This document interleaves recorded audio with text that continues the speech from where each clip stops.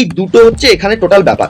তার মানে mature plant সেলের ক্ষেত্রে প্রোটোপ্লাজমিক মুভমেন্টের ক্ষেত্রে বলা হচ্ছে রোটেশন, যেগুলো ইমম্যাচিওর প্ল্যান্ট সেল তাদের ক্ষেত্রে সাইটোপ্লাজমিক মুভমেন্টকে বলা হচ্ছে সার্কুলেশন। তো সাইটোপ্লাজমকে এখানে আমরা পাবো সাইটোপ্লাজমকে। বেশ, জাস্ট এই দুটো ব্যাপারকে মনে রাখো, যদি এখান থেকে কোনো রকমের প্রশ্ন আসে আরামসে করে নিতে পারবে। মেটেনসেফালনের একটা পার্ট, পশ্চাৎ মস্তিষ্কের মেটেনসেফালনের একটা পার্ট, সেরেবেলামের মধ্যে একটা লোব আছে, এই লোবটার নাম হচ্ছে ফ্লকিউলন, আরো আছে অটোলিথ অর্গান আছে, আর আক্রান্ত হচ্ছে মানে বাবা আক্রান্ত আছে, মা বাহক আছে, এরকমটা করে নিলেই পেয়ে যাবো।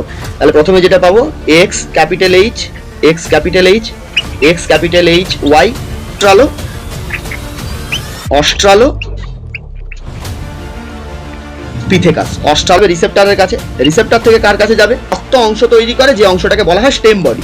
ততক্ষণ পর্যন্ত কিন্তু ভেতরে ক্রোমোজোমটা রয়েছে।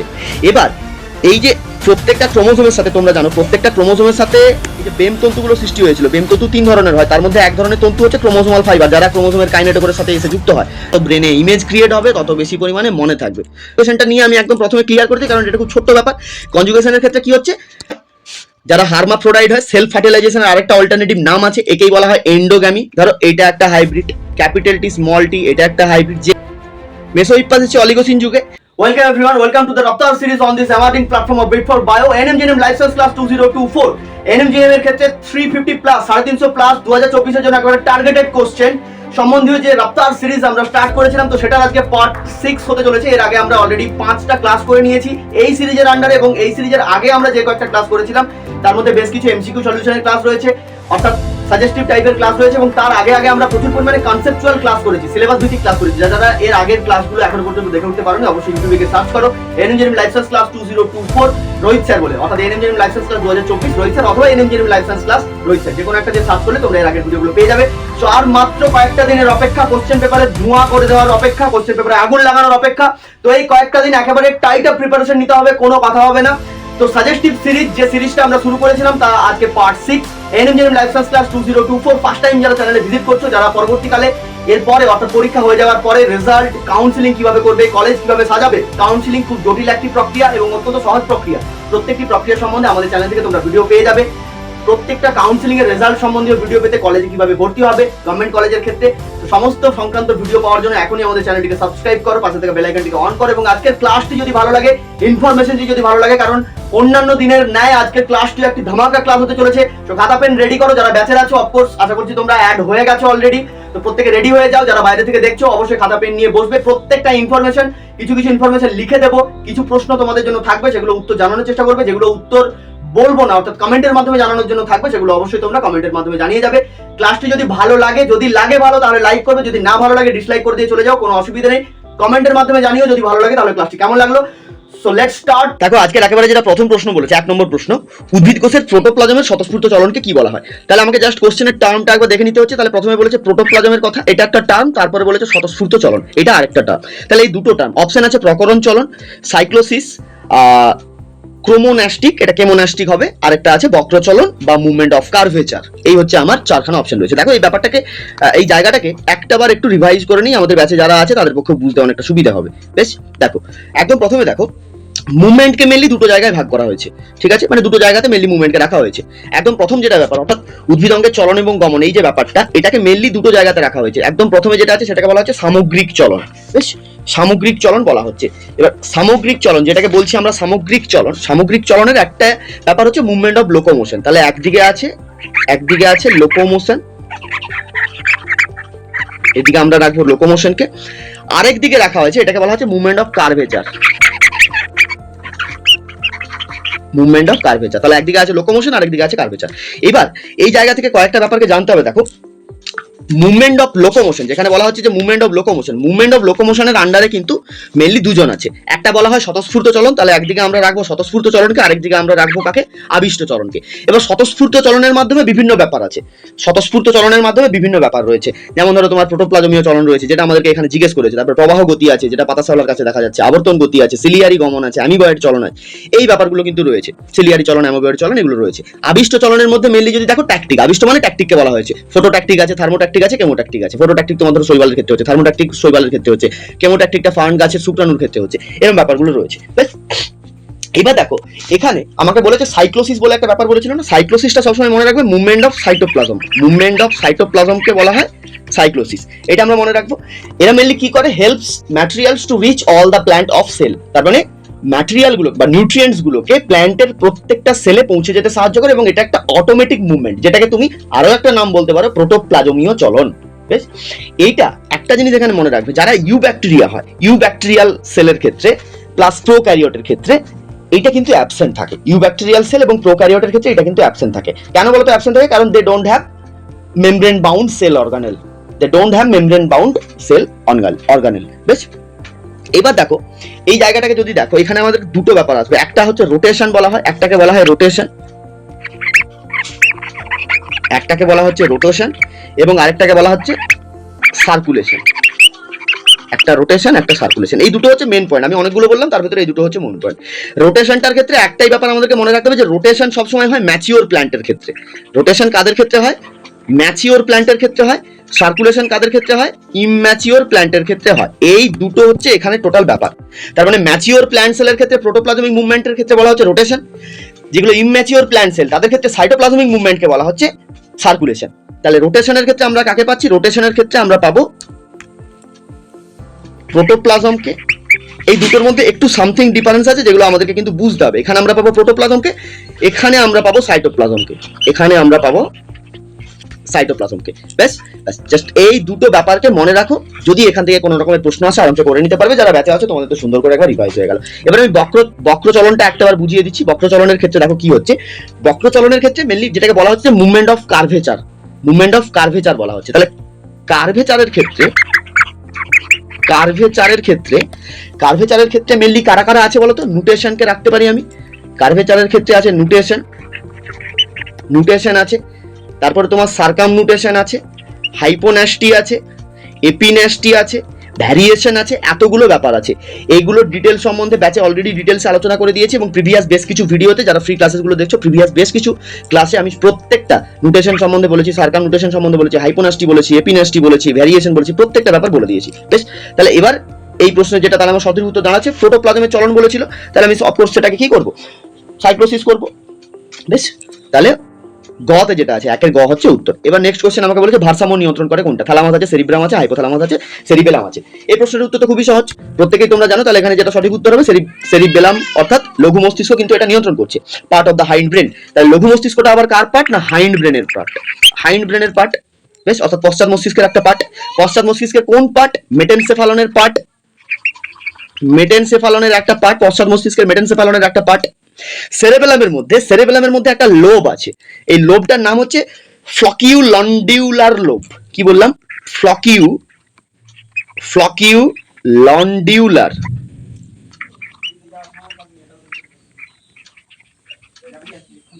ফ্লকিউলন্ডিউলার লোব, এই যে লোবটা, এই লোবটাই মেনলি কি করছে? এই ভারসাম্য নিয়ন্ত্রণ করতে সাহায্য করে। বেশ, এবার এর সাথে কিন্তু আরো অনেকে আছে, যদি তাদের নামগুলো একবার করে দেখে নেওয়া যায়। যেমন ধরো, তুমি ভারসাম্য নিয়ন্ত্রণের কথা যখনই বলবে, তখন তুমি অন্তঃকর্ণের বিভিন্ন অংশকে রাখতে পারো। আমাদের যে অন্তঃকর্ণ, আমাদের অন্তঃকর্ণের মধ্যে ভেস্টিবুলার সিস্টেম আছে। কি সিস্টেম বললাম? ভেস্টিবুলার সিস্টেম আছে। নাম্বার 1 পয়েন্ট এটা একটা রাখতে পারো। আর কি, সেমি সার্কুলার ক্যানাল আছে,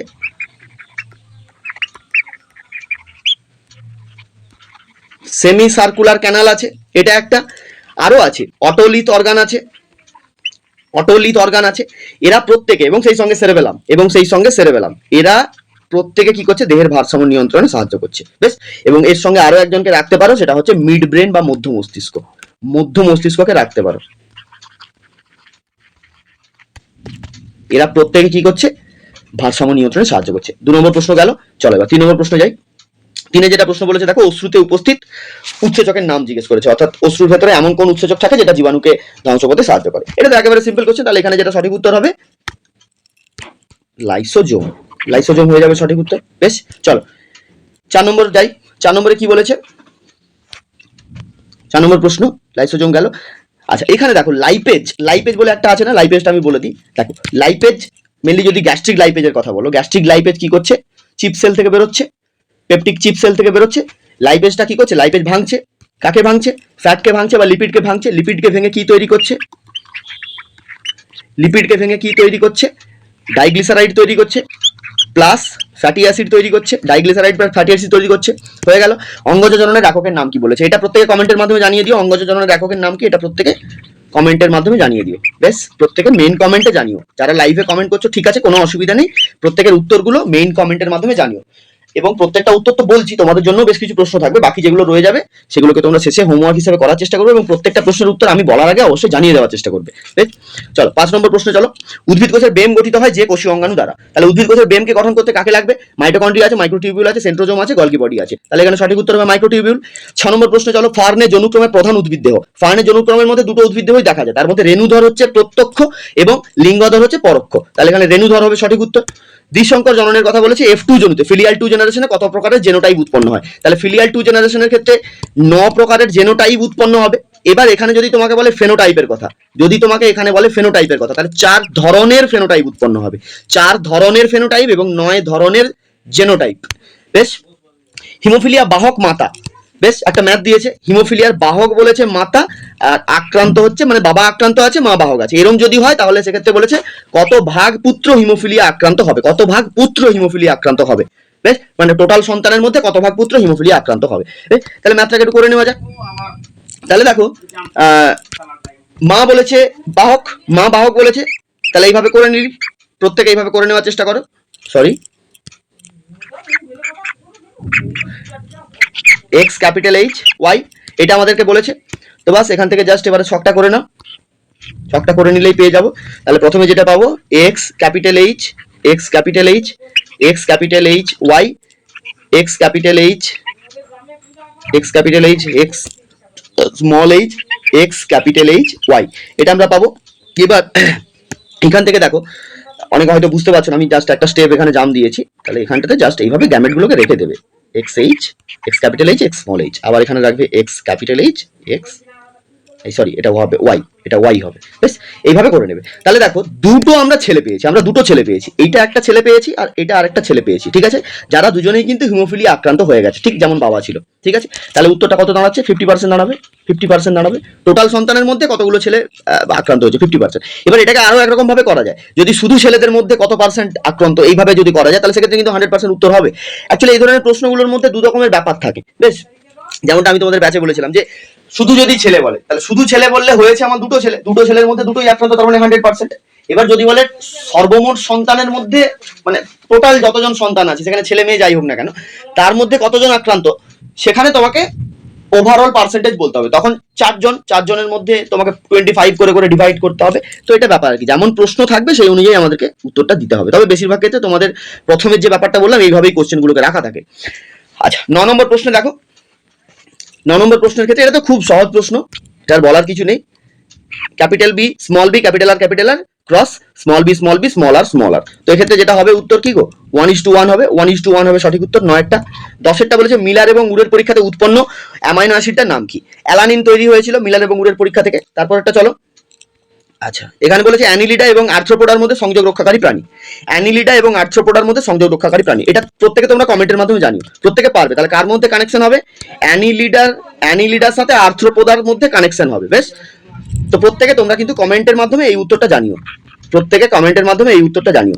মাঝে মাঝে একটা প্রশ্ন পড়ে এবং এবছরের জন্য খুব টার্গেটেড এরকম বা এই ধরনের প্রশ্ন পড়তে পারে। দেখো অ্যাকচুয়ালি এরম না যে এই সিরিজগুলো যাই করাচ্ছি তাই পড়ে যাবে, এরম না। গত বছরের ক্ষেত্রে যেমনটা বলেছিলাম, প্রত্যেকটা সিরিজ সম্বন্ধে একটা এক্সটার্নাল ডেসক্রিপশন দেওয়ার চেষ্টা করছি।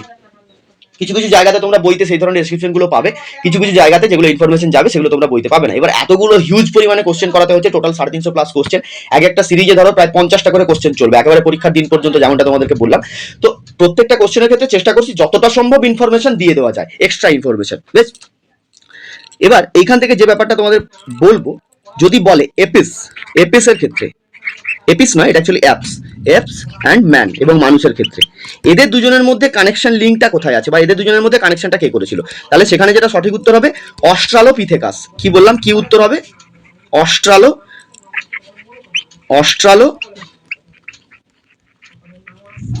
অস্ট্রালোপিথেকাস, এটা হবে সঠিক উত্তর। অ্যাপস এবং ম্যানের মধ্যে যদি কানেকশন করতে বলে যে এদের মধ্যে সংযোগ রক্ষাকারী প্রাণী কোনটা ছিল। ক্যাকটাসের বৈশিষ্ট্য নয় বলেছে কোনটা? পত্রকণ্টক অবশ্যই একটা ক্যাকটাসের বৈশিষ্ট্য, রসালো কাণ্ড এটাও একটা ক্যাকটাসের বৈশিষ্ট্য। আচ্ছা, নিবেশিত পত্ররন্ধ্র এটাও বৈশিষ্ট্য। আমাকে বলেছে নয়, বৈশিষ্ট্য নয় কোনটা? তাহলে সুগঠিত মূলতন্ত্র নয়, এটা হয়ে যাবে আমার এখানে সঠিক উত্তর। বেশ, মিথজীবী শৈবালের একটা উদাহরণ চেয়েছে, মিথজীবী শৈবালের কথা বলেছে, তাহলে অফকোর্স সেটা কি হবে, অ্যানাবিনা হবে, অ্যানাবিনা হয়ে যাবে সঠিক উত্তর। 13 নম্বর প্রশ্ন। চলো 14 নম্বর প্রশ্ন, মিনামাটা রোগের কারণ বলেছে, এটা তো অবভিয়াসলি পারদ হবে, মিনামাটার কারণ পারদ, নন্দা দেবী একটা বায়োস্ফিয়ার রিজার্ভ। ঠিক আছে, 15টা কোশ্চেন কমপ্লিট করলাম, আবার আমরা 15টা কোশ্চেন দেখবো। সার্কুলেশন বা আবর্ত গতির কথা বলেছে, একটু আগেই তোমাদেরকে বললাম কুমড়োর এক্সাম্পলটা সেখানে দিয়েছিলাম না, কুমড়োর কাণ্ডরোমের এক্সাম্পলটা দিয়েছিলাম, তো জাস্ট সেই প্রশ্নটা এখানে একটু ঘুরিয়ে দিয়েছে। তাহলে একের যেটা উত্তর হবে সেটা হচ্ছে কুমড়োর কাণ্ডরোম। 2 নম্বর প্রশ্ন বলেছে, যে অন্তঃক্ষরা গ্রন্থিটি নিজের ক্ষরণ রক্তে মুক্ত করার আগে বহিঃকোষীয় অংশে মুক্ত করে সেটার নাম কি? ভেরি ভেরি ইম্পর্টেন্ট কোশ্চেন, এই প্রশ্নটা কিন্তু ভেরি ভেরি ইম্পর্টেন্ট কোশ্চেন এবং খুব ভালো কোশ্চেন, স্ট্যান্ডার্ড কোশ্চেন। তাহলে এমন একটা অন্তঃক্ষরা গ্রন্থির নাম তোমাকে জিজ্ঞেস করেছে যার ক্ষরণ, জেনারেলি যে কোনো এন্ডোক্রাইন গ্ল্যান্ডের সেক্রেশন যদি দেখো তাহলে সেগুলো কিন্তু ডাইরেক্ট রক্তে গিয়ে মেশে, কিন্তু এর ক্ষেত্রে একটু ব্যতিক্রম দেখা যায়। এর ক্ষেত্রে রক্তে মেশার আগে, মানে রক্তে মুক্ত হওয়ার আগে একটা বহিঃকোষীয় অংশে মুক্ত হয়, এবং যে বহিঃকোষীয় অংশে মুক্ত হয় সেটাকে বলা হয় একটা এপিথেলিয়াল গ্ল্যান্ড সেল বা একটা ফলিকল থাকে, একটা এপিথেলিয়াল গ্ল্যান্ড সেল বা একটা ফলিকল থাকে, যেখানে যে স্টোর থাকে, এবং ধরো এই জায়গাটাতে স্টোর আছে, এবার এখান থেকে রিঅ্যাবজর্পশন হয়ে ব্লাডে গিয়ে মিশবে, এই হচ্ছে সিস্টেম। এই সিস্টেমটা একজনের ক্ষেত্রে এখানে দেখা যায়, সেটা হচ্ছে থাইরয়েডের ক্ষেত্রে দেখা যাবে, থাইরয়েডের ক্ষেত্রে এই সিস্টেমটা দেখা যায়। তারপরে বলেছে কি, কোনটি সঠিক প্রতিবর্ত পথ, প্রতিবর্ত ক্রিয়ার কথা বলেছে। তাহলে প্রতিবর্ত ক্রিয়ার ক্ষেত্রে জেনারেলি কি হয়, প্রথমে যাবে কার কাছে, রিসেপ্টরের কাছে যাবে, অর্থাৎ গ্রাহকের কাছে প্রথমে যাবে, তাহলে প্রথমে যাবে রিসেপ্টরের কাছে, রিসেপ্টর থেকে কার কাছে যাবে, রিসেপ্টর থেকে কার কাছে যাবে, একটা স্নায়ু কাজ করবে, প্রত্যেক কমেন্টের মাধ্যমে জানো কোন স্নায়ু কাজ করবে, সেই স্নায়ুটা দিয়ে যাওয়ার পর কোথায় যাবে, নার্ভের সেন্টারে চলে যাবে, নার্ভের সেন্টারে যাওয়ার পর সেখান থেকে মোটর চালু হবে, অর্থাৎ মোটর নিউরনগুলো কাজ করবে, এবং মোটর নিউরনগুলো কাজ করার পর আলটিমেটলি তারা কোথায় আসবে, ইফেক্টরের কাছে চলে আসবে। তাহলে অ্যাট লাস্ট কোথায় আসবে, ইফেক্টরের কাছে চলে আসবে। তো ব্যাস পুরোটাই বলে দিলাম, এবার বুঝতে পারছো এখানে তোমাকে কোন অপশনটা করতে হবে। যারা ব্যাচে আছো আরামসে এই কোশ্চেনগুলো পারবে। চলো 4 নম্বর কোশ্চেনে যাই। যারা ফ্রি ক্লাসেসগুলো দেখছো তোমরা অবশ্যই বলে দিলাম আমি ব্যাপারটা, মোটর নিউরনটাও বলে দিলাম, জাস্ট আগেরটাকে ধরতে হবে, তারপর কানেকশন করে যেটা উত্তর হবে সেটাকে বের করে নাও। কোষ বিভাজনের কোন দশায় সিস্টার ক্রোমাটিড, ভগিনী সদৃশ ক্রোমাটিডগুলি আলাদা হয়ে থাকে? তাহলে সিস্টার ক্রোমাটিডগুলো ডিভাইড হবে কোথায়, অ্যানাফেজ দশায় ডিভাইড হবে। তাহলে আমাদেরকে মেটাফেজ নিয়ে বলেছে না, তো মেটাফেজ সম্বন্ধে একটু তাহলে দেখে নেওয়া যাক, মেটাফেজের ক্ষেত্রে কি কি হচ্ছে। একদম প্রথমে মেটাফেজের ক্ষেত্রে কি কি হচ্ছে বলতো, সিস্টার ক্রোমাটিডের মধ্যে বিকর্ষণ বলগুলো কাজ করছে। বেশ, তাহলে ধরো সাপোজ যে এটা একটা ক্রোমোসোম আছে, এটা একটা ক্রোমোসোম, এখন এই ক্রোমোসোমের মধ্যে সিস্টার ক্রোমাটিড কোনটা, এটা আর এটা হচ্ছে সিস্টার ক্রোমাটিড, এরা পরস্পর হচ্ছে সিস্টার ক্রোমাটিড। এবার এদের মধ্যে কি হচ্ছে, বিকর্ষণ বল কাজ করছে। এদের মধ্যে থাকা যে বিকর্ষণ বলটা, সেই বলটা তৈরি করছে কে সেটা আমাকে আগে বুঝতে হবে। তাহলে বিকর্ষণ বলটাকে একজনই তৈরি করছে, ইন্টারজোনাল ফাইবার। তোমরা জানো এর ভেতরে ইন্টারজোনাল ফাইবার গুলো থাকে, ইন্টারজোনাল ফাইবার গুলো বিকর্ষণ বল তৈরি করছে। এবার এরা একা পারে না, ইন্টারজোনাল ফাইবারের সাথে আরো কিছু যুক্ত হয়, এক ধরনের প্রোটিন যুক্ত হয় ইন্টারজোনাল ফাইবারের সাথে, যে প্রোটিনটার নাম হচ্ছে টিউবিউলিন প্রোটিন। টিউবিউলিন প্রোটিন যুক্ত হয় এবং ইন্টারজোনাল ফাইবারকে আরো দৃঢ় করে। হলো, এবার এই টিউবিউলিন প্রোটিন, ইন্টারজোনাল ফাইবার, এরা প্রত্যেকে মিলে এইখানে একটা শক্ত অংশ তৈরি করে, যে অংশটাকে বলা হয় স্টেম বডি। ততক্ষণ পর্যন্ত কিন্তু ভেতরে ক্রোমোসোমটা রয়েছে। এবার এই যে প্রত্যেকটা ক্রোমোসোমের সাথে, তোমরা জানো প্রত্যেকটা ক্রোমোসোমের সাথে এই যে বেম তন্তুগুলো সৃষ্টি হয়েছিল, বেম তন্তু 3 ধরনের হয়, তার মধ্যে এক ধরনের তন্তু হচ্ছে ক্রোমোসোমাল ফাইবার, যারা ক্রোমোসোমের কাইনেটোকোরের সাথে এসে যুক্ত হয়। যারা এখনো পর্যন্ত সেল ডিভিশন সম্বন্ধে কনফিউশনে আছে বা সেল ডিভিশন বুঝতে পারো না, সেল ডিভিশনের মেটাফেজ সম্বন্ধে এই মুহূর্তে আমরা বলছি। মাইটোসিস সেল ডিভিশন এবং মিওসিস সেল ডিভিশন, তার মধ্যে মাইটোসিস সেল ডিভিশনের ক্লাস অলরেডি আমাদের চ্যানেল থেকে করানো আছে। যারা যারা এখনো পর্যন্ত দেখে উঠতে পারোনি ক্লাসটা, জাস্ট কিছুদিন আগে দেখো, কমিউনিটি ট্যাবে পোস্ট করেছি, যারা পরে দেখছো চ্যানেলে ভিজিট করে একটা প্লেলিস্ট করা আছে। 2024 ক্ষেত্রে আমরা যতগুলো ক্লাস করিয়েছি এবং রাফতার সিরিজের ক্ষেত্রে যতগুলো ক্লাস হয়েছে, এটা আজকে 6 নম্বর সিরিজ, এর আগে 5টা ক্লাস প্লেলিস্টে দেওয়া রয়েছে। যারা যারা এখনো পর্যন্ত দেখোনি অবশ্যই গিয়ে ভিডিওটা দেখে নেবে, এগুলো আরামসে বুঝে যাবে, এগুলো খুব সহজ জিনিস। তাহলে ক্রোমোসোমাল ফাইবারগুলো প্রত্যেকটা ক্রোমোসোমের কাইনেটোকোরের সাথে যুক্ত আছে। এই যে ক্রোমোসোমাল ফাইবারগুলো, এই ক্রোমোসোমাল ফাইবারগুলোর সংকোচন হয়, আমি বলেছিলাম ক্রোমোসোমাল ফাইবারগুলো সংকোচন হয় যখন তারা ঢিলে হয়ে যায়, তখনই কি হয়, স্টেম বডির প্রসারণ হয়, এবং যখন স্টেম বডির প্রসারণ হতে থাকবে তখন ক্রোমোসোমগুলো ধীরে ধীরে কি হবে, মেরুর দিকে গমন করবে, এবং ঠিক তখনই এই সিস্টার ক্রোমাটিডগুলো ডিভাইড হতে থাকবে। টোটাল 46 খানা ক্রোমোসোম ছিল, 46 থেকে 92 হবে, 92 ডিভাইড হয়ে ওপরে 46 চলে যাবে, নিচে 46 চলে যাবে। বোঝা গেছে? এবং ঠিক এই সময় যে ব্যাপারগুলো হয়, তাহলে V shaped chromosome, L shaped chromosome, J shaped chromosome, I shaped chromosome, এই ধরনের বিভিন্ন রকমের ক্রোমোসোম তৈরি হচ্ছে, যেটাকে আদতে কি বলা হয়, ক্রোমোসোমাল ড্যান্স বলা হয়। বোঝা গেল? এবার অ্যানিমেল সেলের ক্ষেত্রে একটা ডিফারেন্স আছে। যখন অ্যানিমেল সেলের ক্ষেত্রে সেল ডিভিশন হচ্ছে, ঠিক এই ফেজ অর্থাৎ অ্যানাফেজের শেষের দিকেই, অ্যানাফেজের একটু আগে সম্ভবত মেটাফেজ বলে দিয়েছিলাম, অ্যানাফেজের শেষের দিকে কি হচ্ছে, এখানে ক্লিভেজটা তৈরি হচ্ছে। প্রাণী কোষের ক্ষেত্রে এটা একটু ব্যতিক্রম হয়, যেটা উদ্ভিদ কোষের ক্ষেত্রে পরে হয়, সম্পূর্ণ একেবারে সাইটোকাইনেসিসে গিয়ে হয়। বাস আমাকে এখান থেকে এই কয়েকটা জিনিসই জানতে হবে অ্যানাফেজ নিয়ে। তোমাদের পরীক্ষার সাপেক্ষে যদি কিছু অ্যানাফেজ থেকে কোশ্চেন পড়ে, তো এর ভেতর থেকে কিছু একটা পাবে। চলো প্রদত্ত কোন জোটটি সঠিক বলেছে? সিনগ্যামি জাইগোট, ডিম্বাণু 3n হয়, ডিম্বাণু কখনোই 3n হয় না, ডিম্বাণু ডিপ্লয়েড হয়, কচুরিপানা বক্রধাবক হবে না, কোনটা সঠিক বলেছে? মাইক্রোপ্রোপাগেশন শিওন হবে না। দেখো এই যে সিনগ্যামি, উগ্যামি, আইসোগ্যামি, অ্যানাইসোগ্যামি, এই ব্যাপারগুলোকে একটু ক্লিয়ার করি। আমি জানি এই জায়গাগুলোতে কনফিউশন হয় স্টুডেন্টদের বারবার। তো দেখো যেগুলো একেবারে সহজ জিনিস সেগুলো আমি বারবার আর রিপিট করবো না। টোটাল যদি সেক্সুয়াল রিপ্রোডাকশনকে দেখো, তাহলে সেক্সুয়াল রিপ্রোডাকশনকে মোট কটা ভাগে ভাগ করা হয়েছে বলতো?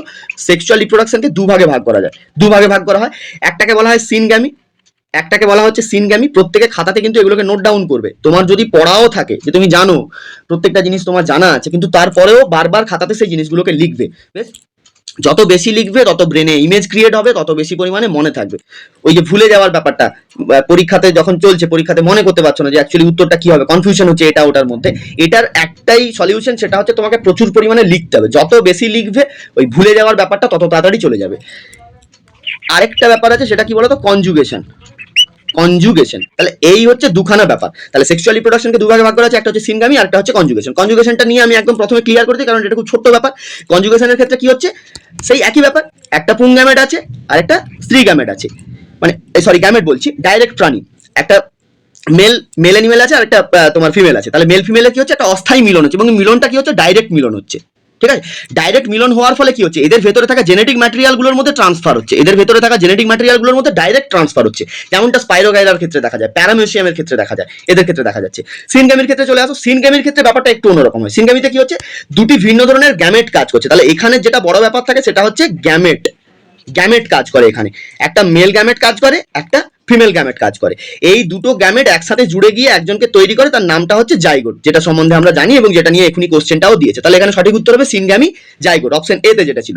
এবারে সিনগ্যামিকে আবার দুটো ভাগে ভাগ করা হয়। আমি প্রত্যেকটা ব্যাপার এখান থেকে ক্লিয়ার করছি।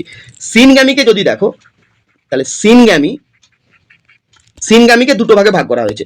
তার মধ্যে একটা হচ্ছে তোমার সেলফ ফার্টিলাইজেশন, মেনলি যারা হার্মাফ্রোডাইট হয়, সেলফ ফার্টিলাইজেশনের আরেকটা অল্টারনেটিভ নাম আছে, একেই বলা হয় এন্ডোগ্যামি। সেলফ ফার্টিলাইজেশন বা এন্ডোগ্যামি। আরেকটা হচ্ছে তোমার ক্রস ফার্টিলাইজেশন। এই হচ্ছে দুটো ব্যাপার। এটার আরেকটা নাম আছে এক্সোগ্যামি, এন্ডোগ্যামি বা এক্সোগ্যামি, বা সেলফ ফার্টিলাইজেশন বা ক্রস ফার্টিলাইজেশন। এন্ডোগ্যামির ক্ষেত্রে কি হচ্ছে দেখো, তার মানে প্রাণী একটাই, একটা প্রাণীর শরীরেই মেল গ্যামেটও তৈরি হচ্ছে প্লাস ফিমেল গ্যামেটও তৈরি হচ্ছে। এই ধরনের যে ব্যাপারগুলো হয়, এবং এই ধরনের প্রাণীগুলোকে কি বলা হয়? হার্মাফ্রোডাইট বলা হয়, বেশ, বা বাইসেক্সুয়াল বলতে পারো। এবার এই ধরনের যে প্রাণী, এদের একটা এক্সাম্পল যদি দিতে হয়, তাহলে টিনিয়া আছে।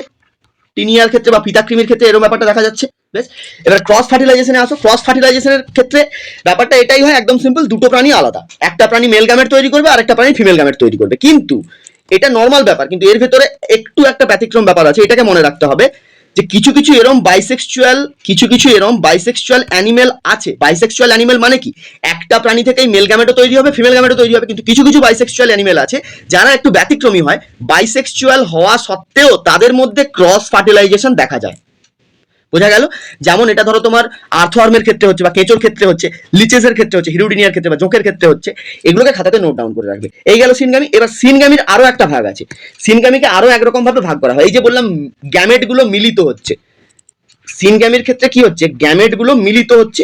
এই যে গ্যামেটগুলো মিলিত হচ্ছে, মিলিত গ্যামেটের আকৃতি কেমন, অর্থাৎ ওই গ্যামেটগুলোর কেমন আকৃতি, তার উপর ভিত্তি করে চার ভাগে ভাগ করা হয়েছে।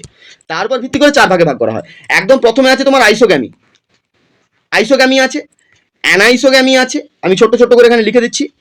অ্যানাইসোগ্যামি আছে, আইসোগ্যামি গেল, অ্যানাইসোগ্যামি গেল। তারপরে আছে উগ্যামি আছে, আরেকটা আছে তোমার হোলোগ্যামি, তাহলে এই হচ্ছে চার ধরনের গ্যামি আছে। বেশ, কোথায় কি হচ্ছে একটু দেখে নাও। দেখো আইসোগ্যামির ক্ষেত্রে মনে রাখবে, আইসোগ্যামির ক্ষেত্রে এদের যে গ্যামেটগুলোকে বলা হয়, একটাকে বলা হয় প্লাস স্ট্রেইন, আরেকটাকে বলা হয় মাইনাস স্ট্রেইন, বা পজিটিভ স্ট্রেইন এবং নেগেটিভ স্ট্রেইন নামে ডাকা হয়। এবং এক্ষেত্রে কি হয়, এই যে দু ধরনের গ্যামেট, অর্থাৎ পজিটিভ স্ট্রেন এবং নেগেটিভ স্ট্রেন, এরা সমান আকৃতির হয় এবং সমান প্রকৃতির হয়। এদের আকৃতিও একই রকম হয়, বৈশিষ্ট্য একই রকম হয়। উদাহরণগুলো আমি এখানে লিখবো না, আমি মুখে বলে দিচ্ছি, তোমরা খাতাতে তুলে রাখো। ক্ল্যামাইডোমোনাস একটা এক্সাম্পল আমি বলছি। ক্ল্যামাইডোমোনাস, যদি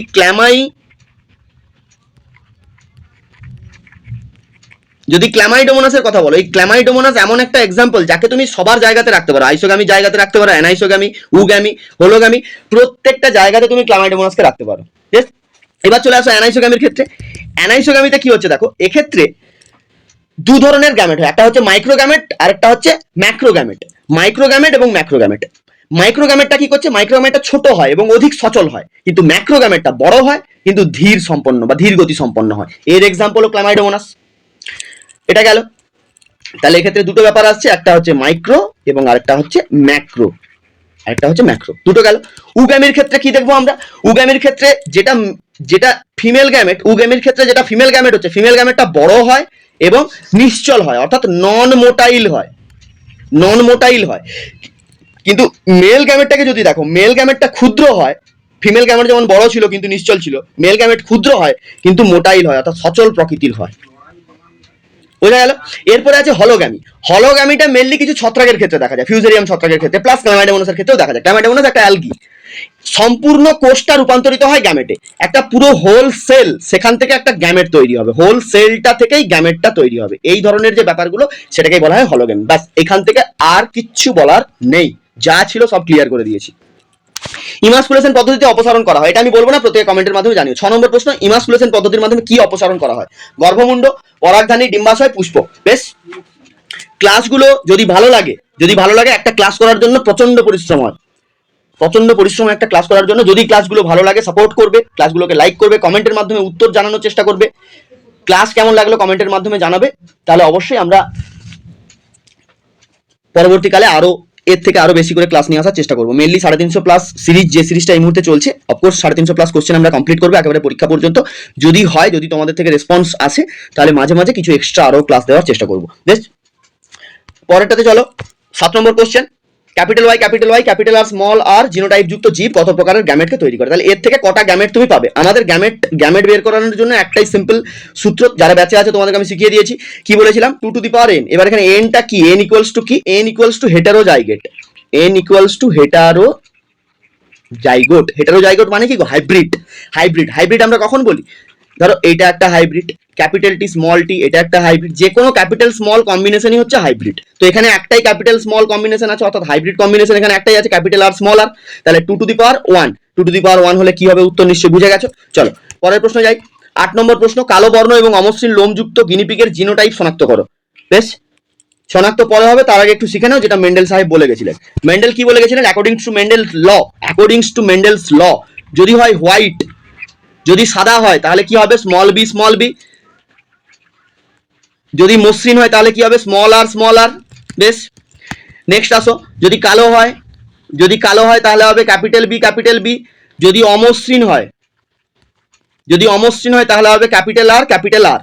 এই হচ্ছে টোটাল ব্যাপার। এবার বলেছে হয়তো যে শঙ্কর কালো এবং সেই সাথে অমসৃণ বলেছে, তাহলে এটা করবে ক্যাপিটাল বি, ক্যাপিটাল আর। এটা হবে যেটা হয়েছিল আর কি, অ্যাকচুয়ালি যেটা হয়েছিল দ্বিশঙ্কর জননের ক্ষেত্রে, গিনিপিগের ক্ষেত্রে। এবার আমাকে এখানে কি জিজ্ঞেস করেছে? আমাকে বলেছে কালো বর্ণের কথা বলেছে। এক হচ্ছে আমার কালো বর্ণ, কালো বর্ণটা বের করতে হবে, এবং অমসৃণ লোমযুক্ত, এই দুটোকে আমাকে বের করতে হবে। তাহলে যদি কালো বর্ণ হয়, বর্ণ যদি কালো হয়, তাহলে এইটা হতে পারে ক্যাপিটাল বি হলে হতে পারে, অথবা ক্যাপিটাল বি স্মল বি হলে হতে পারে। যদি অমসৃণ হয়, অমসৃণটা ক্যাপিটাল আর অমসৃণ হতে পারে, অথবা ক্যাপিটাল আর স্মল আর অমসৃণ হতে পারে। বুঝিয়ে দিলাম কম্বিনেশন গুলো। বাস, এবার এখান থেকে তুমি বের করে নাও কি হবে। কালো, কি বলেছিল? কালো এবং অমসৃণ লোমযুক্ত। তাহলে কালো, এইটা হচ্ছে, এটা কালো এবং অমসৃণ লোম হচ্ছে। আচ্ছা, এটাও কালো হচ্ছে, অমসৃণ লোম হচ্ছে। বাকিগুলো একটু দেখে নেওয়া যাক, বাকিগুলো দেখা যাক, বাকিগুলো কি আছে। এটা কালো হচ্ছে কিন্তু অমসৃণ লোম হচ্ছে না, এর সাথে আবার মসৃণ লোম দিয়ে দিয়েছে, হবে না এটা, এটাও হবে না। আচ্ছা, এটা দেখা যাক। এটা স্মল বি মানে সাদা হয়ে গেছে, এটা হবে না। যত স্মল বি কম্বিনেশন আছে সবকে কেটে দাও, তাহলে এটা বাদ দাও, এটা বাদ দাও, এটা বাদ দাও, এটা হবে সঠিক উত্তর। বেশ, চলো। বর্ণান্ধ মানুষ পৃথক করতে পারে না, রেড এবং গ্রিনকে পৃথক করতে পারে না। কোন যুগে ঘোড়ার আদিমতম জীবাশ্মের আবির্ভাব ঘটেছিল? Pliocene, Eocene, Oligocene, Pleistocene. যাই সিনই থাক না কেন, সিন আছে অ্যাকচুয়ালি এখানে। কি সিন আছে? প্রত্যেকটাকে একটা থেকে ধরো, আরেকটা বার রিপিট করে নাও। কি কি আছে? তাহলে প্রথমে আছে ইওহিপ্পাস, আমি প্রথমে লিখে নিই। তারপরে আছে মেসোহিপ্পাস, তারপরে আছে মেরিচিপ্পাস। মেরিচিপ্পাস নামের যে ঘোড়াগুলো ছিল না, এরা প্রচুর মেরি বিস্কুট খেত, সেই থেকে এদের নাম হয়ে গেছে মেরিচিপ্পাস। এত মেরি বিস্কুট খেত, সেখান থেকে নাম হয়েছে মেরিচিপ্পাস। তারপরে আছে প্লায়োহিপ্পাস, এরপরে আছে ইকুয়াস, বা এই হচ্ছে আমার এখানে টোটাল ব্যাপার। বেশ, তো এবার প্রত্যেকের নাম নিয়ে নিয়ে একটু একটু করে ঘেটে নাও। তাহলে ইওহিপ্পাস কি হচ্ছে গো? ইওসিন যুগ। ইওহিপ্পাস হচ্ছে ইওসিন যুগে এসছে। মেসোহিপ্পাস কোথায় এসছে, এটাই আমাকে প্রশ্নে জিজ্ঞেস করেছিল, তাহলে এটাই হবে সঠিক উত্তর। মেসোহিপ্পাস কোথায় এসছে, অলিগোসিন যুগে এসছে। মেসোহিপ্পাস এসছে অলিগোসিন যুগে, মেসোহিপ্পাস এসছে অলিগোসিন যুগে। মেরিচিপ্পাস কোথা থেকে এসছে, মায়োসিন যুগ থেকে এসছে, মায়োসিন যুগে এসছে মেরিচিপ্পাস। প্লায়োহিপ্পাস এসছে প্লিরোসিন যুগে, প্লিরোসিন যুগে এসছে। ইকুয়াস একেবারে লাস্ট আপডেটেড যেটা ঘোড়া, প্লিস্টোসিন। মানে অ্যান্ড্রয়েড ভার্সন সব পর এসছে, আপডেটেড হয়ে হয়ে অ্যান্ড্রয়েড ভার্সন গুলো এসছে। ঠিক আছে, চলো হয়ে গেল, রিপিট হয়ে গেল একবার। চলো যারা ব্যাচে আছে তোমাদের একবার রিপিট হয়ে গেল। 11 নম্বর প্রশ্ন, খুব ভালো প্রশ্ন, স্ট্যান্ডার্ড কোশ্চেন। নিম্নলিখিত কোনটি উদ্ভিদ জীবন্ত জীবাশ্ম নয়, কোনটা উদ্ভিদের ক্ষেত্রে জীবন্ত জীবাশ্ম নয়? একদম প্রথমে একটা লিস্ট বানিয়ে দিচ্ছি, লিস্টটাকে খাতাতে নোট ডাউন করে রাখো। উদ্ভিদও জীবন্ত জীবাশ্ম হতে পারে, প্রাণীও হতে পারে। তার মধ্যে উদ্ভিদ কোন কোন এক্সাম্পল হতে পারে, প্রাণীদের ক্ষেত্রে কোন কোন এক্সাম্পল হতে পারে। প্রথমে উদ্ভিদের ক্ষেত্রে লিখিয়ে দিচ্ছি, নোট ডাউন করো। উদ্ভিদের ক্ষেত্রে কে কে আছে জীবন্ত জীবাশ্ম? দেখো, প্রথমে লেখো গিঙ্গো বাইলোবার ক্ষেত্রে। তাহলে প্রথমে আমরা লিখবো কার কথা, গিঙ্গো, গিঙ্গো বাইলোবা, এটা একটা গেল। সাইকাস বা সাইকার্ডস, এরা গেল। অসমুন্ডা লেখো, অসমুন্ডা, ওসমুন্ডা, এটা লেখো। উলেমি, উলেমি, উলেমি পাইন, উলেমি বলে একটা পাইন হয়, এক প্রজাতির পাইন হয়, এর নাম লেখো। ইকুইজিটাম, এর নাম লেখো। তাহলে এই হচ্ছে আমার টোটাল প্ল্যান্টস, যারা বহু বছর আগে পৃথিবীতে এসেছিল। এদের এই মুহূর্তে বিলুপ্ত হয়ে যাওয়া, মারা যাওয়ার সময় হয়ে গেছিল, কিন্তু এরা এখনো পর্যন্ত স্বতঃস্ফূর্তভাবে বেঁচে রয়েছে, যার জন্য এদেরকে বলা হয় লিভিং ফসিল বা জীবন্ত জীবাশ্ম। এবার যদি তোমাকে কিছু প্ল্যান্টের এক্সাম্পল চায়, সরি, যদি তোমাকে কিছু অ্যানিমেলের এক্সাম্পল চায়, ধরো এরকম অ্যানিমেল কারা কারা রয়েছে, এরকম যদি এক্সাম্পল চায়, তাহলে অ্যানিমেলের এক্সাম্পল দেওয়া খুব সহজ। অ্যানিমেল আমরা অনেকেরই নাম জানি। একদম প্রথমে কার নাম লিখবো, শিলাকান্ত মাছের নাম লিখবো, শিলাকান্ত মাছ, শিলাকান্ত। Horseshoe crab, horseshoe crab. তারপরে আছে তোমার গোবলিন, গোবলিন শার্ক আছে, গোবলিন শার্ক। আরো আছে, তোলো। প্লাটিপাস, আর লাগবে আমামি, আমামি র্যাবিট, তোলো। আর বলবো নটিয়াস, তোলো। এই নটিলাস, নটিলাস। আরেকটা তোলো, কোমোডো ড্রাগন, কোমোডো ড্রাগন। তা এতগুলো বললাম, কটা বললাম টোটাল? দেখো খাতাটা একবার দেখে নাও ঠিকঠাক আছে কিনা।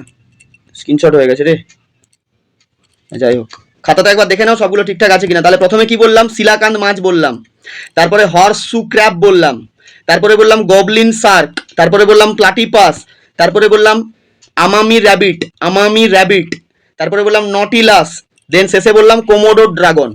হলো? চলো, লেখাগুলো এরকম ভাবেই হয়, যারা ক্লাস করে আমাদের কাছে ব্যাস সব ঠিকঠাক হয়ে যায়।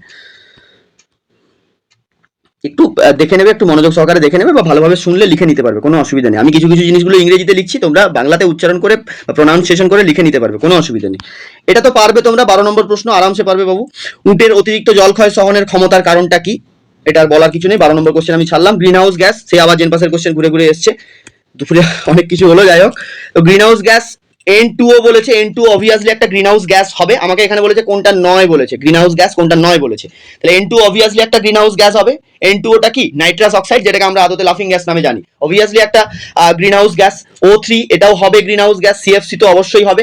SO2টাকে গ্রিন হাউস গ্যাস বলা হয়, তবে একে মেন গ্রিন হাউস গ্যাস বলা হয় না, যার জন্য এখানে আপাতত উত্তরটা হয়ে যাবে প্রশ্ন অনুযায়ী SO2। বেশ, কিন্তু SO2 গ্রিন হাউস গ্যাস, তবে মেন নয়, অর্থাৎ প্রত্যক্ষ গ্রিন হাউস গ্যাস নয়। চলো, সর্পগন্ধা গাছের বিপন্নতার কারণ, প্রচুর পরিমাণে ব্যবহার হচ্ছে, যার কারণে সর্পগন্ধা গাছ বিপন্ন হয়ে যাচ্ছে, তাহলে অতি ব্যবহার হচ্ছে একটা মেইন কারণ। তারপরে বলেছে কোনটি প্রদত্ত XC2 সংরক্ষণের পদ্ধতি নয় বলেছে। XC2 সংরক্ষণের পদ্ধতি নয়, জিন ব্যাংক, জিন ব্যাংকটা অবশ্যই একটা XC2 সংরক্ষণ। আমাকে বলেছে নয় কোনটা, জিন ব্যাংক XC2 সংরক্ষণ, চিড়িয়াখানাও একটা XC2 সংরক্ষণ, উদ্ভিদ বিন্যাস তো মানে বোটানিক্যাল গার্ডেন তো হবে না। তাহলে এখানে একটাই সঠিক উত্তর হবে, সেটা হচ্ছে আমার বায়োস্ফিয়ার রিজার্ভ। বায়োস্ফিয়ার রিজার্ভ হয়ে যাবে আমার সঠিক উত্তর। প্রদত্ত কোনটি XC2 সংরক্ষণের পদ্ধতি নয়। হ্যাঁ, ঠিক আছে। চলো এবার আমরা 16 নম্বর কোশ্চেনে যাই। 16 নম্বর কোশ্চেন কি বলেছে, নিচের কোন বক্তব্যটি উদ্ভিদ হরমোনের সঠিক বৈশিষ্ট্য? নিচের কোন বক্তব্যটি উদ্ভিদ হরমোনের সঠিক বৈশিষ্ট্য? তোমরা যখন ক্লাসগুলো করবে অবশ্যই ফোনটাকে স্ক্রিনটা বড় করে নেবে, স্ক্রিনটা বড় করে নেবে, না হলে লেখাগুলো ছোট ছোট লাগবে। স্ক্রিনটা বড় করে নেবে, স্পিডটা যদি খুব বেশি থাকে তাহলে স্পিড কমিয়ে দেখতে পারো, কোনো অসুবিধা নেই। তাহলে আমাকে বলেছে কোন বক্তব্যটি উদ্ভিদ হরমোনের সঠিক বৈশিষ্ট্য। মানে তিনজনের নাম এখানে দিয়েই দিয়েছে, জিবেরেলিনের নাম দিয়ে দিয়েছে, তারপর তোমার সাইটোকাইনিনের নাম দিয়ে দিয়েছে, অক্সিনের নামও দিয়ে দিয়েছে। লাস্ট একটা আছে মাইক্রোপ্রোপাগেশন, যেটা এই মুহূর্তে আমাদের লাগবে না। মাইক্রোপ্রোপাগেশন নিয়ে প্রিভিয়াস ক্লাস আমরা বুঝে নিয়েছি। তাহলে দেখো জাস্ট এ মিনিট, হ্যাঁ জিবেরেলিন নিয়ে দেখবো, সাইটোকাইনিন নিয়ে দেখবো, অক্সিন নিয়ে দেখবো, তিনজনকে নিয়ে দেখে নিচ্ছি, পুরো ব্যাপারটা ক্লিয়ার হয়ে যাবে। চলে আসো, হ্যাঁ এইখানটা দেখা যাক। তাহলে একদম প্রথমে চলে আসো কার কাছে, জিবেরেলিনের কাছে। একদম যা যা ডিটেলস আছে সব ক্লিয়ার করে দিচ্ছি, যারা বেঁচে আছো একবার রিপিট হয়ে যাবে। জিবেরেলিনে চলে আসো। তাহলে জিবেরেলিন প্রথম কি করছে, সিড ডরমেন্সি থেকে সিড ডরমেন্সি করছে, সিড ডরমেন্সিকে ভাঙছে, অর্থাৎ বীজের সুপ্তাবস্থাকে ভাঙছে। এটা একটা পয়েন্ট গেল, সিড ডরমেন্সি ভাঙছে। নেক্সট পয়েন্টে আমরা কি লিখবো, আর কি করছে, 2 নম্বর পয়েন্টে কি করছে, এরা জাইলেম এবং ফ্লোয়েম, এরা জাইলেম এবং ফ্লোয়েম উভয়ের মাধ্যমেই প্রবাহিত হচ্ছে, জাইলেম এবং ফ্লোয়েম উভয় কলার মাধ্যমেই প্রবাহিত হয়। এরা ওয়াটার সলিউবল হয়, এটা ওয়াটার সলিউবল হয়, এটা একটা বৈশিষ্ট্য। এটা এমন একটা হরমোন যার মধ্যে কার্বন থাকে, হাইড্রোজেন থাকে এবং নাইট্রোজেন থাকে না, তার বদলে অক্সিজেন থাকে। হলো, এই যে সিড ডরমেন্সিতে হেল্প করছে, সিড ডরমেন্সিতে মেনলি কি করছে, জিবেরেলিন হরমোন বেশ কিছু এনজাইমকে তৈরি করছে। এনজাইমগুলোর নাম কি আমি মনে রাখতে বলেছিলাম, এই জায়গাটা এবছরের জন্য কিন্তু খুব ইম্পর্টেন্ট। আলফা অ্যামাইলেজ আছে, আলফা অ্যামাইলেজ এনজাইম আছে, তারপর তোমার প্রোটিয়েজ আছে, আলফা অ্যামাইলেজ আছে, প্রোটিয়েজ আছে, রাইবোনিউক্লিয়েজ আছে, ডি গ্লুকোনিয়েজ আছে, এটসেট্রা এটসেট্রা। এবার এই যে এনজাইমগুলো, এই এনজাইমগুলো কি করছে, অ্যাক্টিভ করছে। কাকে অ্যাক্টিভ করছে, মানে এই এনজাইমগুলোকে অ্যাক্টিভ করছে। কে অ্যাক্টিভ করছে, জিবেরেলিন হরমোন অ্যাক্টিভ করছে। এরা অ্যাক্টিভ হলে কি হবে, বীজের মানে বীজের যে শস্যটা আছে এন্ডোস্পার্মটা, সেটাকে বিনষ্ট করবে বা বিশ্লিষ্ট করে, বিনষ্ট নয় বিশ্লিষ্ট করে, ভেঙে দেয়। ভেঙে যাওয়ার ফলে কি হবে, সেই বীজটা জার্মিনেশনটা খুব তাড়াতাড়ি হবে। নেক্সট যেটা একেবারে শেষে যেটা আছে, যেটা মানে যাকে না লিখলেই নয়, সেটা হচ্ছে বোল্টিং ফেনোটাইপ, যেটা নিয়ে অলরেডি 2023-এ কোশ্চেন পড়ে গেছে, বোল্টিং ফেনোটাইপ। তাহলে এই হচ্ছে আমার জিবেরেলিন হরমোনের সম্বন্ধে টোটাল বলে দিলাম, যা ছিল সব ক্লিয়ার। চলো এর পরে চলো, জিবেরেলিনের পরে আমাকে কি বলেছিল, আয় বাবা নিচের দিকে নেমে আয়, হ্যাঁ very good, good boy. Gibberellin হরমোনের পরে কি বলেছিল দেখো, কি ছিল, সিকে ছিল, ওরে বাবারে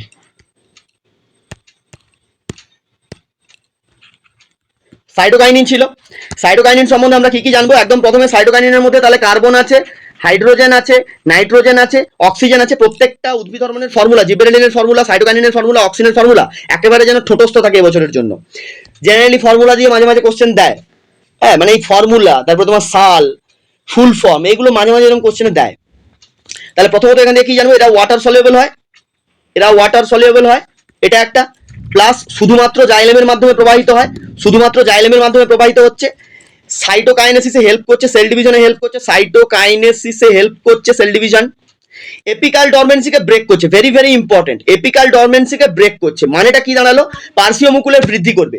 অর্থাৎ অক্সিন কি করছে, অগ্রমুকুলের বৃদ্ধি করছে, পার্শ্বমুকুলের বৃদ্ধিকে চেপে দিচ্ছে। অর্থাৎ অক্সিন যে কাজটা করছে কি, মানে এপিক্যাল গ্রোথ বা এপিক্যাল ডরমেন্সিতে অক্সিন হেল্প করে, তাই না, অ্যাক্টিভ এপিক্যাল ডরমেন্সি। আর এরা কি করে, এপিক্যাল ডরমেন্সিকে ব্রেক করে, দেন পার্শ্বমুকুলের বৃদ্ধিতে সাহায্য করে।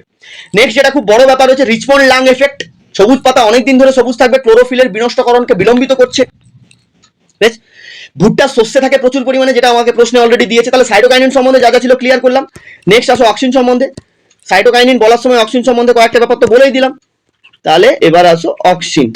অক্সিনে কি কি আছে, একদম প্রথমে অক্সিন সম্বন্ধে আমরা কি কি জানবো, এর ভেতরে কার্বন থাকে, হাইড্রোজেন থাকে, অক্সিজেন থাকে, নাইট্রোজেন থাকে, সবাই থাকে। এরা ওয়াটার সলিউবল হয়, এরা ওয়াটার সলিউবল হয়। এবং অক্সিজেনের ক্ষেত্রে একটা স্পেশাল ব্যাপার থাকে, এদের মধ্যে 2 ধরনের ট্রান্সপোর্ট দেখা যায়। একটা হয় অ্যাক্টিভ ট্রান্সপোর্ট বা সক্রিয় পরিবহন, এবং সেই সঙ্গে প্লাস পাতায় যে অক্সিজেনগুলো উৎপন্ন হয় তারা ফ্লোয়েমের মাধ্যমে প্রবাহিত হয়। হলো 2 নম্বর পয়েন্ট গেল। একটা এনজাইম আছে, যে এনজাইমটার নাম হচ্ছে কি বলেছিলাম, expansin enzyme, very very important, expansin enzyme. এই যে এনজাইমটা, এক্সপ্যানসিন এনজাইমের সাহায্যে এরা কি করছে, কোষের আকারকে বৃদ্ধি করছে, কোষের আকারকে বৃদ্ধি করছে। এরা মেনলি তোমার সেল ওয়ালে গিয়ে কাজ করে। যে থিওরিটার নাম বইতে আছে দেখবে, অ্যাসিড গ্রোথ হাইপোথেসিস থিওরি, যদি সঠিকভাবে টেক্সট বই পড়ে থাকো বা যদি পড়ে থাকো সঠিকভাবে, যেখানেই পড়ো না কেন দেখতে পাবে এটা অ্যাসিড গ্রোথ হাইপোথেসিস থিওরি বলে আছে। ট্রপিক মুভমেন্টে এরা হেল্প করে, যেটা ওখানে ভুল দিয়েছে, প্রশ্নে আমাদেরকে ভুল দিয়েছে। এরা মেনলি ট্রপিক মুভমেন্টে হেল্প করে। এবার ট্রপিকের মধ্যে কাদের কাদেরকে হেল্প করে, কোন কোন ট্রপিককে হেল্প করছে, ফোটোট্রপিক আছে, ফোটোকে রাখো, আর জিওট্রপিককে রাখো, এই দুটোকে হেল্প করছে। আর প্লাস ফলেস পরিস্ফুটনে সাহায্য করে। তাহলে যা ছিল সবগুলোই বলে দিলাম। এবার আমাকে এখানে যেটা সঠিক উত্তর হচ্ছে, তাহলে সবগুলোই ভুল আছে। হ্যাঁ, সাইটোকাইনিন ভুট্টা শস্যে অধিক থাকে, এইটা হবে এখানে সঠিক উত্তর। বেশ, অপশন গ তে যেটা আছে এইটা হবে এখানে সঠিক উত্তর, এইটা সাইটোকাইনিন ভুট্টার শস্যে অধিক থাকে, এটা হচ্ছে এখানে সঠিক উত্তর। চলো পরের প্রশ্ন চলো, লঘু মস্তিষ্কের কাজটি শনাক্ত করো। লঘু মস্তিষ্কের কাজ, লঘু মস্তিষ্কে আর ছাড়ছে না এরা, সব জায়গায় লঘু মস্তিষ্ক। প্রত্যাবর্তী স্নায়ুকেন্দ্র হিসেবে কাজ করে। প্রত্যাবর্তী স্নায়ুকেন্দ্রের কথা বলেছে, তার মানে ভালো করে দেখো, মোটর মুভমেন্টের রেগুলেশন করছে। প্রত্যাবর্তী মানে যেটা সেকেন্ড স্টেপে হচ্ছে, মোটর মুভমেন্টকে রেগুলেট করবে, অবশ্যই করবে, এবং সেখান থেকে কি করবে, দেহের ভারসাম্যকে রক্ষা করবে। তাহলে প্রথম অপশনটাই ঠিক দিয়েছে, প্রথম অপশনটাই এখানে ঠিক দিয়েছে। জাস্ট এ মিনিট, তাহলে এটাই হবে এখানে সঠিক উত্তর, প্রত্যাবর্তী স্নায়ুকেন্দ্র হিসেবে কাজ করে। শ্বাসক্রিয়া নিয়ন্ত্রণ কে করবে বলো ফটাফট। শ্বাসক্রিয়াকে কে নিয়ন্ত্রণ করবে? Medulla oblongata, medulla oblongata plus ponds, এরা দুজনে শ্বাসক্রিয়াকে নিয়ন্ত্রণ করবে। এটা গেল। ডেট্রুসের পেশি সংকোচন ঘটায় এবং মূত্রত্যাগে সাহায্য করে, এটা কে করবে? পন্স করবে। এই কাজটা পার্সোনালি পন্সের কাজ। অক্ষিগোলকের বিচলনে সাহায্য করে, কে করবে? Cerebral cortex plus cerebellum, cerebral cortex plus cerebellum দুজনেই করবে, কিন্তু অক্ষিগোলকের বিচলনে সাহায্য করবে। চলো, মানুষের দ্বিপদ গমনে কোন পেশি সংকুচিত হলে পা ওপরের দিকে উত্তোলিত হয়? পা ওপরের দিকে উত্তোলিত হয় মানে পা ওঠে এবং সামনের দিকে অগ্রসর হয়, জাস্ট এটাই বোঝাতে চেয়েছে। দুবার উত্তোলিত হয়, এখানে একটা কনফিউশন কাজ করে, আমি বলে দিই। দেখো, এই পেশিগুলোর নাম সব একবার করে রিপিট করে দিচ্ছি, তোমাদের রিভিশন হয়ে যাবে। পেশিগুলোর নাম একবার করে আমি রিপিট করছি। তাহলে একদম প্রথমে কোন পেশি আছে? গ্যাস্ট্রোকনেমিয়াস। কি নাম বললাম? গ্যাস্ট্রোকনেমিয়াস। এর স্পেলিংটা এরম হয়, গ্যাস্ট্রোকনেমিয়াস, মানে প্রোনাউন্সিয়েশনটা এরম করলে স্পেলিংটা ঠিকঠাক হবে। এরা কি করছে? গোড়ালিটাকে, এই যে গোড়ালি, এই পায়ের গোড়ালিটাকে কি করছে? পায়ের গোড়ালিটাকে ওপরে উঠতে সাহায্য করছে, অর্থাৎ এই পায়ের গোড়ালির অংশটাকে কি করছে? ওপরে উঠতে সাহায্য করছে। পায়ের গোড়ালিকে ওপরে উঠাবে, তুমি যেই পায়ে চলো না কেন, বাম পা হোক ডান পা হোক যাই হোক, পায়ের গোড়ালিকে ওপরে উঠাতে সাহায্য করছে এই পেশির সংকোচন। এরপরে নেক্সট যে পেশিটা আছে সেটার নাম কি বলতো? এক্সটেন্সর ডিজিটোরিয়াম। কি পেশি? এক্সটেন্সর ডিজিটোরিয়াম, এক্সটেন্সর ডিজিটোরাম আছে বা ডিজিটোরিয়াম। এরা কি করছে? হাঁটুটাকে ভাঁজ করছে। হাঁটুর ভাঁজ হওয়ার পরেই কি করছে? পাটা উপরের দিকে উঠছে, মানে চলার সময় হাঁটুটা ভাঁজ হবে, পাটা উপরের দিকে উঠবে, উঠলো। এরপরে নেক্সট আসবে বাইসেপস ফর্মিস। এরপরে যে পেশিটা আসবে তার নাম হচ্ছে বাইসেপস ফর্মিস। এই পেশিটা কি করবে? এই পেশিটা কি করবে? সামনের দিকে এগিয়ে যেতে সাহায্য করবে। বেশ, ক্লাসে আছি, পরে ফোন করো। এ তাহলে কি করবে? সামনের দিকে এগিয়ে যেতে সাহায্য করবে, অর্থাৎ পাটা উপরের দিকে উঠে আসে এবং সামনের দিকে অগ্রসর হয়, এটাতে সাহায্য করবে। হলো? তাহলে তিনখানা পেশি ছিল, তিনজনের নামই বলে দিলাম। মানুষের দ্বিপদ গমন এটাই আছে, এর বাইরে আর বিশেষ কিছু নেই। এই যে মানুষের দ্বিপদ গমন এটাই আছে। বেশ, তো এখানে যেটা সঠিক উত্তর হবে সেটা হচ্ছে কি গো? Biceps femoris. বাইসেপস ফিমোরিস হবে সঠিক উত্তর, অপশন ডি। আচ্ছা, কোষ চক্রের কথা বলেছে। কোষ চক্রের কোন জোটটি সঠিক নয় বলেছে? সঠিক নয় বলেছে, মাইন্ড ইট, ভালো করে দেখবে। সঠিক নয়, নয়। তাহলে সঠিক নয় কোনটা? এস দশাতে কি বলেছে? এস দশাতে ডিএনএ সংশ্লেষ হবে, হ্যাঁ হবে, এটা ঠিক আছে। প্রোফেজে সেন্ট্রোমিয়ার বিভক্ত হয় না, প্রোফেজে কখনো সেন্ট্রোমিয়ার বিভক্ত হবে না। সেন্ট্রোমিয়ার কেন বিভক্ত হতে যাবে? সেন্ট্রোজোম বিভক্ত হবে, সেন্ট্রোমিয়ার কেন বিভক্ত হবে? কোথায় হবে সেন্ট্রোজোমের ডিভাইডেশনটা? কোথায় হবে? এস ফেজে হবে। এই যে এস ফেজ, এই এস ফেজেই সেন্ট্রোজোমের ডিভাইডেশন হয়। 1 সেন্ট্রোজোম ইকুয়ালস টু 2 সেন্ট্রোমিয়ার। হলো? এটা হয়, হয়ে গেছে, আশা করছি সঠিক উত্তর পেয়ে গেছি। মেটাফেজে বেম গঠিত হয়, অ্যানাফেজে ইন্টারজোনাল বেম তন্তুর আবির্ভাব হয়, একটু আগেই বললাম। তাহলে সবগুলোই ঠিক এখানে, তাহলে এখানে সবগুলোই ঠিক, শুধু একটাই ব্যাপারে আমাদের কনফিউশন হচ্ছে, সেটা হচ্ছে প্রোফেজে সেন্ট্রোমিয়ার বিভক্ত হয়। তাহলে আমাকে বলেছিল কোনটা সঠিক নয়, অপশন খ হবে সঠিক উত্তর। চলো 5 নম্বর প্রশ্নে যাই। কোন প্রকার জনন সংক্রান্ত বক্তব্যটি জৈব অভিব্যক্তির পথকে সুগম করে?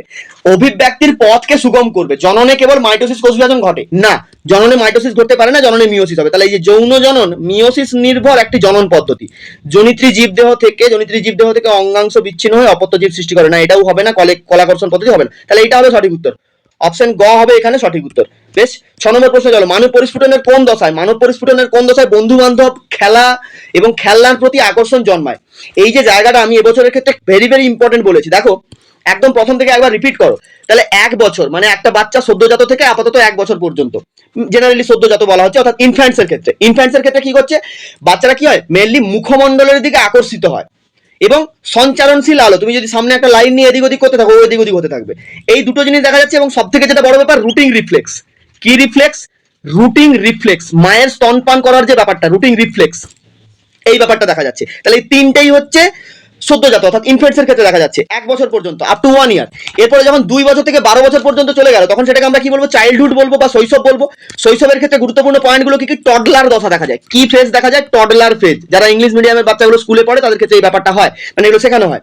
টডলার ফেজ দেখা যায়। টডলার ফেজে কি হবে? পরিবেশ সম্বন্ধে বুঝতে শিখবে, পরিবেশকে সম্বন্ধে বুঝতে শিখবে, অর্থাৎ কোনো জিনিসকে নাম দিয়ে চেনা বা তার কার্যকারিতা সম্বন্ধে জানা, খেলাধুলোর মধ্যে আনন্দ পাওয়া, খেলতে বেশি আনন্দ পাবে। বেশ, এই ব্যাপারগুলো দেখা যাবে। এবং ঠিক এই সময়টাই একটা ব্যাপার হয়, এই সময়টা কিন্তু এদের কোনো জনন গ্রন্থি তৈরি হয় না, মানে সেরকম ভাবে জনন গ্রন্থিগুলো থেকে হরমোনের সেক্রেশন হয় না। তাহলে ওই বাচ্চাটার যে বৃদ্ধি হবে সেই বৃদ্ধিতে কে হেল্প করবে? থাইমোসিন গ্ল্যান্ড হেল্প করবে। বৃদ্ধি তো আর বন্ধ হতে পারবে না, থাইমোসিন গ্ল্যান্ড হেল্প করবে। থাইমাস গ্ল্যান্ড, যেটা থাইমোসিন নামক একটা হরমোনকে তৈরি করে, এই হরমোনটা হেল্প করবে। এই হরমোনটা এই বয়সের বৃদ্ধিকে নিয়ন্ত্রিত করবে, কারণ জনন গ্রন্থিগুলো পরিণত হয় না এই সময়। এরপরে আসবে 13 থেকে 21 বছর বয়স, যেটা আমাকে অ্যাডোলেসেন্স বলছি, অর্থাৎ বয়স সন্ধি বলছি। বয়স সন্ধিতে মেনলি কি হবে?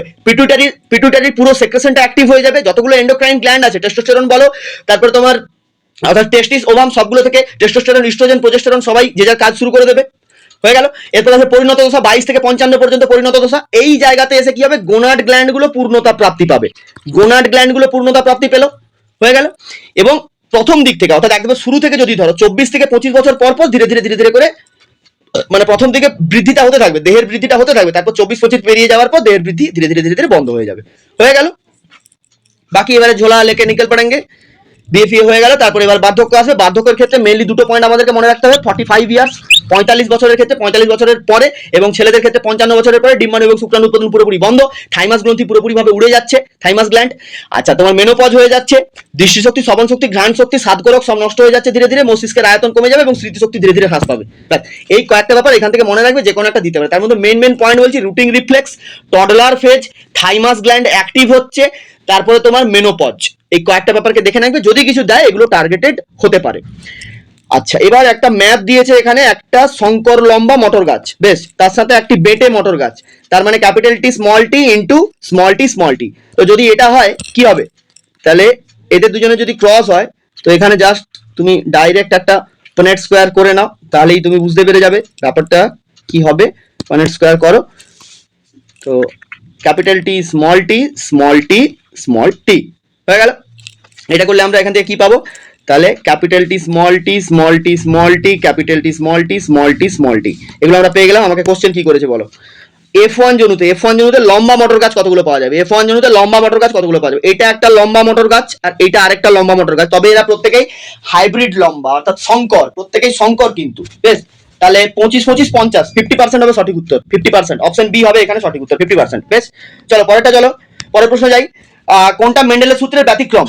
পারবে, এটা আরামসে পারবে, যারা ব্যাচে আছো তোমরা তো পারবে, বাকি যারা নর্মালি দেখছো অবশ্যই কমেন্টের মাধ্যমে জানিও। এই প্রশ্নটা তোমাদের জন্য কমেন্টের মাধ্যমে জানানোর জন্য দিয়ে গেলাম। বেশ, নিম্নলিখিত কোনটি মেন্ডেলের সূত্রের ব্যতিক্রম? স্বাধীন বিন্যাস সূত্র আছে, ডমিনেন্স আছে, গ্যামেটের বিশুদ্ধতা আছে, লিঙ্কেজ আছে। 1.9 চলো 9 নম্বর প্রশ্ন। কন্যা সন্তান পিতার নিকট থেকে নিম্নলিখিত কোন গ্যামেট পাবে? গ্যামেট মানেই সেখানে সব হাফ হয়ে যাবে, তাহলে 44টা ক্রোমোসোম থাকলে সেটা 22 হয়ে যাবে, তার মানে এটা হতে পারে, তার মানে প্রত্যেকটাতে 22টা অটোজোম আছে। এবার এক্স দেবে, বাবা এক্স দেবে, তবে কন্যা সন্তান হবে, হয়ে গেল, কারণ মা তো অলওয়েজ এক্স দিয়েই বসে থাকে। তাহলে 22a প্লাস এক্স। এরপরে 10 নম্বর থেকে 10-এর প্রশ্ন দেখতে পাচ্ছ, অভিব্যক্তিতে প্রথম সম্পূর্ণ ডাঙার প্রাণী কোনটা? তারপরে একটা কোনটা ঠিক সেটা বলতে হবে। আচ্ছা, 12 নম্বর প্রশ্ন বলেছে নিম্নলিখিত কোন সম্পর্কটি সঠিক নয়? তোমরা পজ করে দেখবে, নিম্নলিখিত কোন সম্পর্কটি সঠিক নয় বলেছে। নাইট্রোজেন সাইকেল নিয়ে একটা ঘটনা দিয়েছে, নিচের কোন ঘটনাটি নাইট্রোজেন চক্রের দ্বিতীয় ধাপে ঘটে তা শনাক্ত করো। নাইট্রোজেন চক্রের দ্বিতীয় ধাপ, একদম সহজ প্রশ্ন। নিচের কোনটি পরিবেশ দূষণ এবং তার ফল? এটা দেখে নাও, তারপর বলছি আমি। এরপর 15তে চলে আসো, পশ্চিমঘাট এবং শ্রীলঙ্কা জীববৈচিত্র্য হটস্পটের একটি বিপন্ন প্রজাতি, যা অন্য হটস্পটে পাওয়া যায় না, সেটা কোন প্রজাতি? তো 10 থেকে 15 পর্যন্ত, আপ টু 10 নম্বর প্রশ্ন থেকে 15 নম্বর প্রশ্ন, এই প্রত্যেকটা প্রশ্ন তোমাদের জন্য হোমওয়ার্ক রইল। প্রত্যেকটা কোশ্চেনকে পজ করো এবং কমেন্টের মাধ্যমে তোমার উত্তর জানানোর চেষ্টা করো। যারা সবগুলো সঠিক উত্তর দেবে অবশ্যই তার নামটা আমি পরের ভিডিওতে বলবো এবং সেই সঙ্গে আজকের কমেন্টে পিন করে দেওয়ার চেষ্টা করবো। বেশ, তো এই ছিল আজকের ক্লাস। যদি বুঝে থাকো, যদি সবকিছু বুঝতে পারো, যদি ভালো লাগে ক্লাসটা, তাহলে অবশ্যই লাইক করে সাপোর্ট করো। চ্যানেলে নতুন হয়ে থাকলে চ্যানেলটিকে সাবস্ক্রাইব করো। এর পরবর্তী ক্লাসগুলো নিয়ে খুব শীঘ্রই আসছি। খুব ভালো থেকো, প্রত্যেকে সুস্থ থেকো এবং এই সময়টা একেবারেই অন্য কোনো দিকে মন দিতে যাবে না। জাস্ট আরামসে 3টে কাজ আমি এর আগেও বলেছি, রিভিশন করা একটা কাজ প্রথমত, দ্বিতীয় কাজ হচ্ছে প্রচুর পরিমাণে ফুল মক টেস্ট দেওয়া, 3 নম্বর কাজ হচ্ছে খাওয়া আর ঘুমানো। এই তিনটেই কাজ আপ টু 13 তারিখ পর্যন্ত ভালোভাবে করে যাও। বেশ, প্রত্যেকের ভালো হোক, শুভ হোক। আজকের মতো এখানে শেষ করলাম। প্রত্যেকে থ্যাংক ইউ সো মাচ এতক্ষণ পর্যন্ত ক্লাসটি দেখার জন্য।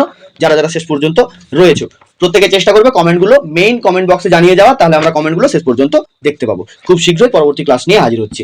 যারা যারা এর আগের ক্লাসগুলো এখনো পর্যন্ত দেখে উঠতে পারোনি, ইউটিউবে গিয়ে সার্চ করে নাও ANM JNM license class 2024 Rohit sir, ANM JNM license class 2024 Rohit sir, ANM JNM 2024 preparation, ANM JNM license class 2024, ANM JNM suggestion 2024, ANM JNM life science important question 2024, ANM JNM admit card 2024, ANM JNM result 2024, ANM JNM counselling 2024, ANM JNM registration 2024, ANM JNM choice filling 2024, ANM JNM first round counselling result 2024, ANM GNM second round counselling result 2024, ANM GNM mop up round counselling result 2024।